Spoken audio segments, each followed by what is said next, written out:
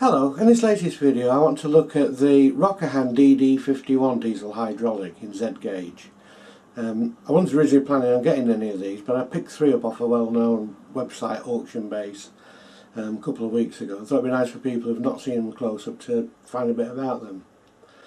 The prototypes were built from 1962 onwards. I think about 649 were built of these 2,200 horsepower twin-engined B2B centre cabs. Quite unusual to find centre cabs out on the main line. There's about 29 left in traffic these days, and Rokuhan selected this as one of their early productions.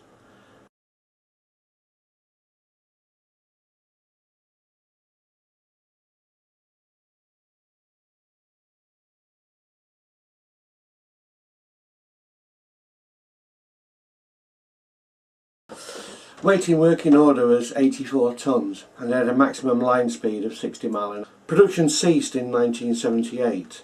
Kawasaki, Hitachi and Mitsubishi by this stage had produced the 649.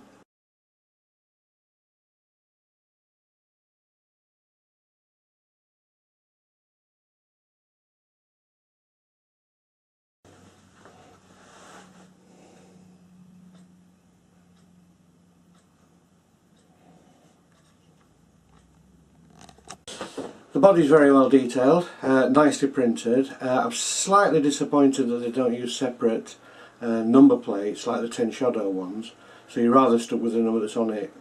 The couplings that come as standard are the Arnold type couplings, the Rapido type, which seems to be the standard for anybody modelling Japanese.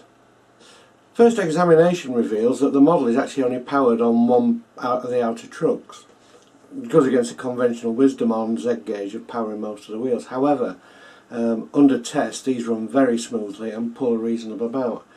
The only time I found they were struggling was on a very stiff rake of Tenshodo coaches, where you heard a little bit of chattering from the wheel sets, but the Tenshodo coaches have the rollability of a house brick.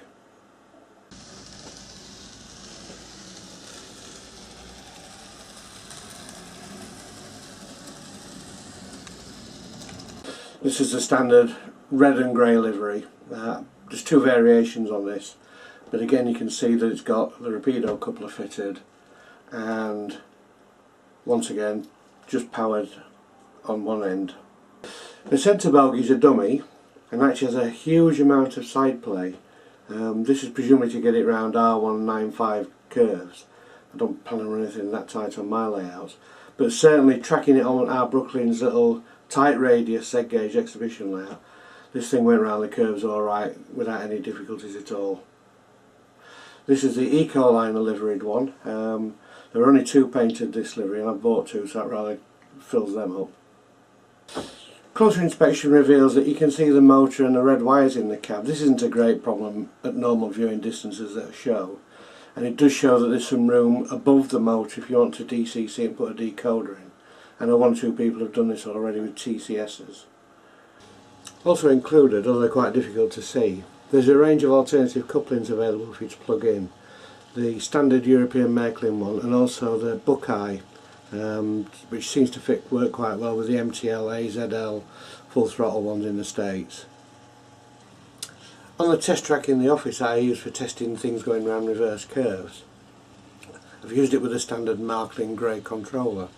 And what's become apparent is that the relatively insensitive bottom end of the Märklin controller speed range means that the DD51 does tend to take off quite quickly at slow speeds. A better and more sophisticated control would eliminate this and give it a much more smooth start.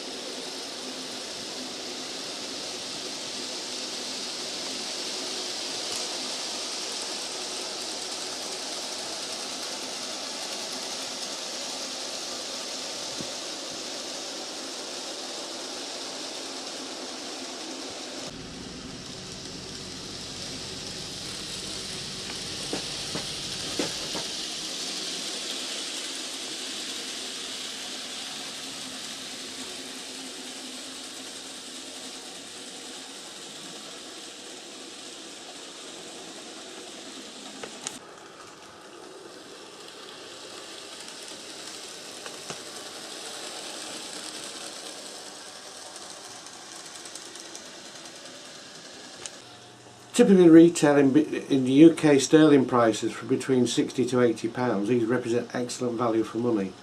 Smooth running, nicely detailed, quite powerful, a good useful mixed traffic locomotive.